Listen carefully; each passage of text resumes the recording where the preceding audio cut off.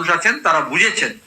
এক, OBC A নিয়ে যেভাবে মমতা ব্যানার্জি আমাদের রঙ্গনাথ মিশ্র কমিশনের রিপোর্ট লাগু করে বামফ্রন্ট যে সুযোগটা করে দিয়েছিল শিক্ষিত মুসলমানদের আরো বেশি উচ্চশিক্ষা যাওয়ার জন্য এবং চাকরি এবং কাজের জায়গা তৈরি করার জন্য 10% এবং 7%। রঙ্গনাথ মিশ্র কমিশন বলেছিল 10% হচ্ছে ব্যাকওয়ার্ড মুসলিমস এবং 5% হচ্ছে আদার নন মুসলিম মাইনরিটিস, তাদের জন্য রিজার্ভেশন।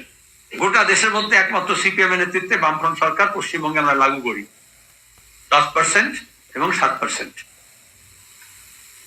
সেখানে দাঁড়িয়ে মমতা ব্যানার্জি ওবিসি এ 10%-এর যে সুযোগ ছিল, বিশেষত শেরশাবাদী, বিশেষত নস্য শেখ, বিশেষত কুরেশি ব্রাদারি, কুজরা কমিউনিটি, পেছিয়ে পড়া আর অনেক বিশাল লিস্ট ছিল, সেটাকে ঘেটে দিলেন।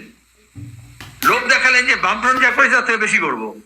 আর এখন পিএইচডি করার জন্য লিস্ট বেরোচ্ছে, বিশ্ববিদ্যালয়ে অধ্যাপনা করার জন্য লিস্ট বেরোচ্ছে, কলকাতা পুরসভায় চাকরির জন্য লিস্ট বেরোচ্ছে, বিভিন্ন ক্ষেত্রে যা লিস্ট বেরোচ্ছে তা দেখা যাচ্ছে ওবিসি এতে সব গায়েব করে দিয়েছেন, ম্যাজিক ভ্যানিশ করে দিয়েছেন। কেন করলেন? কারণ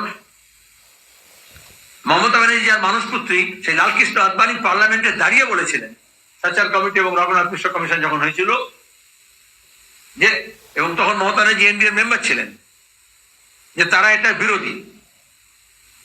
আজকে মমতা ব্যানার্জি সেই জিনিসই লাগু করছেন যে আরএসএস চায় এসসি এসটি ওবিসি মাইনরিটিস এদের যাতে কোনো সুযোগ না দেওয়া হয়, এক্সক্লুশন হয়। এটা ছিল ইনক্লুসিভ, যেটা আরএসএস চায় না, তাই তারা করলো এক্সক্লুসিভ। এই যে তৃণমূলপন্থী যারা মুসলমান